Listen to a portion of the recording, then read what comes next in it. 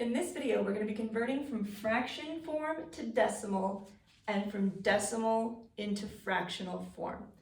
Now, it's very important that you know the place value behind the decimal point because that makes it just so much easier for you to locate where these numbers need to go. So here I have 9 5/100ths. I like to make a quick little decimal place chart to remind myself where things go. Go 1, 2, 3, decimal, 1, 2, 3. Over here I have the hundreds, tens, and the ones. Now behind the decimal, I have the tenths, hundredths, and in the third place, thousandths.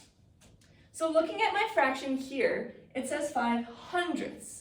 So if I look at my chart, I know that that number has to end 2 decimal places behind the decimal. I have a whole number which belongs in the ones place. 5 is going to end in the hundredths, which is 2 decimal places behind. If I have a blank space, I put a 0. Looking at our other examples, 63 7/10. The tenths here tells me that the 7 is going to go 1 place behind the decimal. 63 is our whole number, so it belongs in front of the decimal. Tenths is 1 place behind, 7 goes in that spot. No blank spaces to fill, so no extra zeros.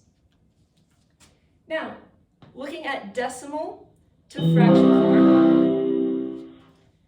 32/100ths. This one ends 2 places behind the decimal in the hundredths.